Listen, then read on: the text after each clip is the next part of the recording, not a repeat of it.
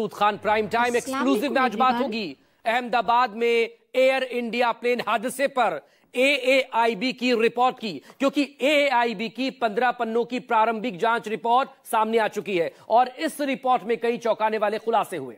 इस जांच रिपोर्ट में यह कहा गया कि इंजन बंद होने की वजह से यह हादसा हुआ और ब्लैक बॉक्स में रिकॉर्ड पायलट्स की बातचीत से खुलासा हुआ है कि एक पायलट ने दूसरे पायलट से कहा या पूछा, तुमने फ्यूल स्विच क्यों बंद किया?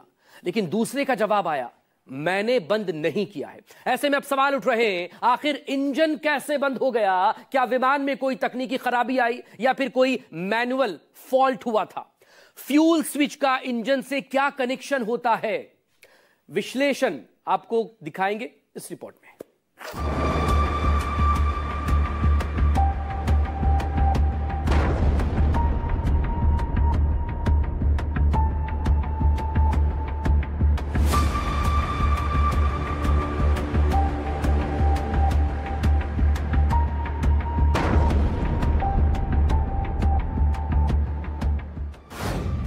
आखिरी 10 सेकंड में छिपा विमान हादसे का राज सामने आई। विमान के फ्यूल स्विच कट ऑफ होने के बाद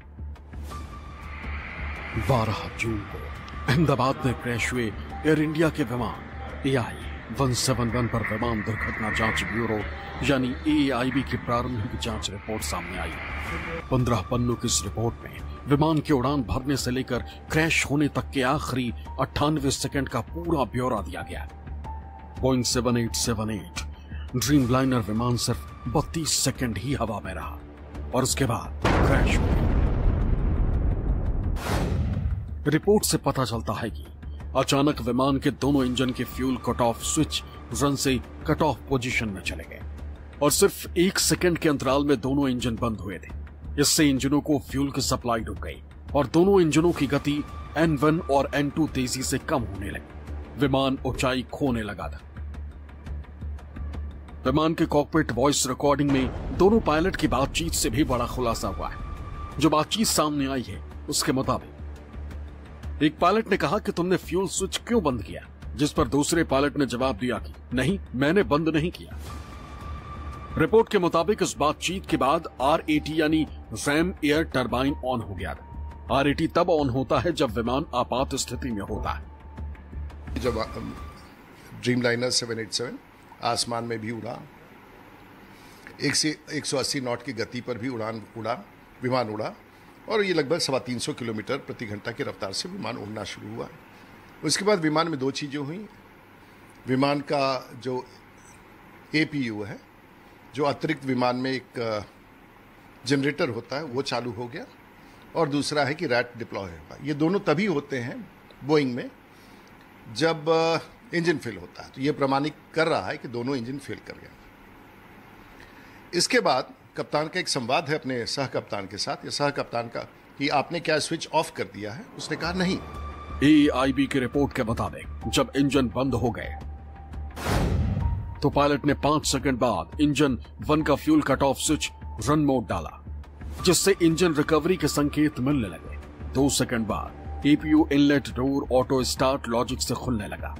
इंजन 2 भी 2 सेकंड के बाद स्थिर मोड में जाने लगा। इससे इंजन 1 ने अपनी कोर स्पीड की गिरावट रोक दी थी और वो फिर से चालू हो गया। लेकिन इंजन 2 अपनी कोर स्पीड की गिरावट को नहीं रोक सका और फुल फंक्शन में नहीं आ सका। इसके बाद पायलट ने मेडे कॉल दी थी। जो कैप्टन मॉनिटरिंग वो देख रहा था कि ये पूरा का पूरा प्रक्रिया चल रहा है, मेरा पावर खत्म हो रहा है।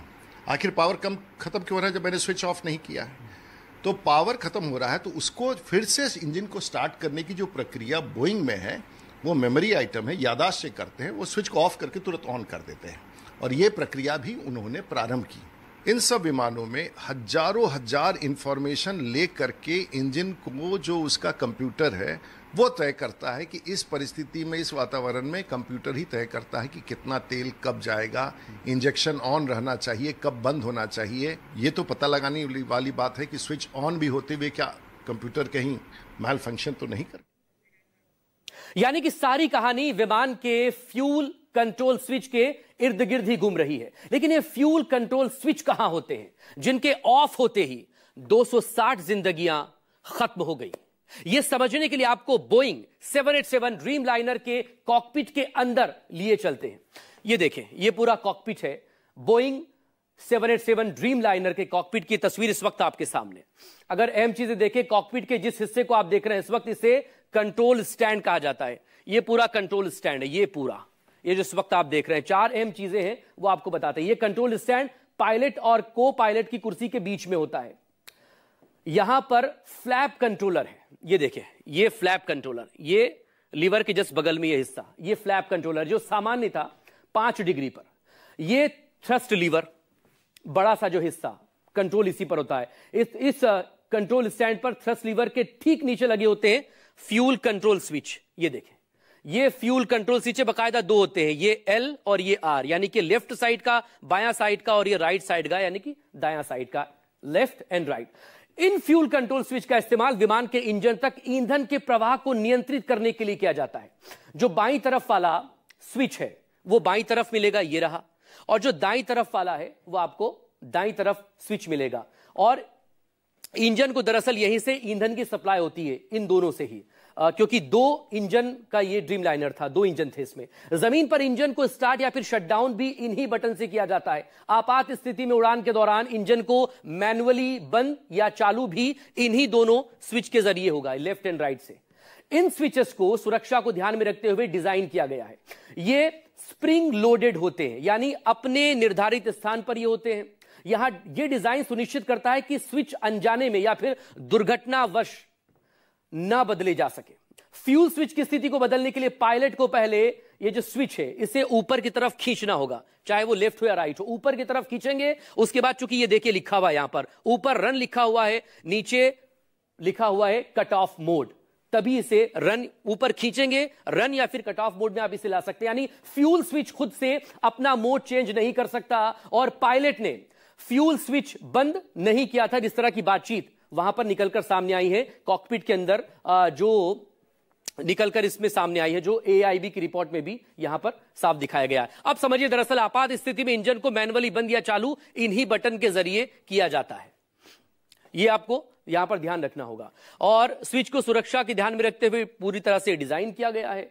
कॉकपिट की ऑडियो रिकॉर्डिंग से यह बात साफ हो गई है, और इसीलिए यह सवाल अभी भी बरकरार है कि आखिर विमान के दोनों इंजन बंद कैसे हुए। अब विमान हादसे के बाद एयर ट्रैफिक कंट्रोल की रिकॉर्डिंग से विमान के उड़ने से लेकर, यानी कि विमान के इंजन स्टार्ट हो और टेक ऑफ करने की जो पूरी टाइमलाइन है वो सामने आई है। पुश बैक, स्टार्टअप और रनवे 23 से टेक ऑफ की मंजूरी मिलने तक विमान में कोई दिक्कत नहीं दिखी थी। रिपोर्ट में देखिए। विमान हादसे पर आई प्रारंभिक रिपोर्ट में यह भी सामने आया है कि उड़ान भरते वक्त सब कुछ सही नहीं था। विमान का वजन पूरी तरह से सीमा के अंदर था, और इसके अलावा विमान में कोई खतरनाक सामान भी नहीं था। फिर कैसे 30 सेकंड में विमान क्रैश हो गया? इस वक्त हम बोइंग 747 में हैं। इसका एडवांस वर्जन 787 जो कि टकराया था, जिसका एक्सीडेंट हुआ था, इस तरह का कुछ कॉकपिट होता है। हालांकि 787 इससे एडवांस है। विमान को किसी दिशा देना होता है तो किस तरह से दिशा देना होता है, ये फ्लैप है। इस फ्लैप के सहारे विमान को नीचे उतारना है, ऊपर ले जाना है, ये सब फ्लैप के सहारे किया जाता है। और जो पायलट होता है उसको पूरा अंदाजा होता है कि किस तरह से फ्लैप खोलेंगे तो विमान नीचे जाएगा, कैसे विमान ऊपर जाएगा। इसमें जो फ्यूल इंडिकेशन दिख रहा है, यही फ्यूल इंडिकेशन पूरी तरह से बंद पड़ गया था। रिपोर्ट में पायलट की बातचीत का खुलासा होने पर केंद्रीय नागरिक उड्डयन मंत्री राम मोहन नायडू ने कहा है कि ये प्रारंभिक रिपोर्ट सामने आई, अभी फाइनल रिपोर्ट का इंतजार है। It was a very challenging task. In fact, for the first time, safely securing the black box and trying to decode the data and everything being done in India itself in the lab in Delhi for AIB, first of its kind. So I'd like to appreciate all the efforts they have put in to do a very transparent, very mature, professional way the investigation has been done, and also all the international protocols have also been respected and followed. And regarding the report, this is a preliminary report right now. And from the ministry, we are analyzing the report. But I think it would be better if we can comment on it once the final report comes in. And we are hoping that as soon as possible, the final report also comes in so that we can arrive at some conclusions. Ahmedabad में हुए इस विमान हादसे में कई परिवार उजड़ गए। भारत के इतिहास में ये ऐसा भीषण हादसा था जिसने देश को झकझोर दिया था। मुंबई से कुमार गौरव और इंद्रजीत के साथ टीम न्यूज़ 24।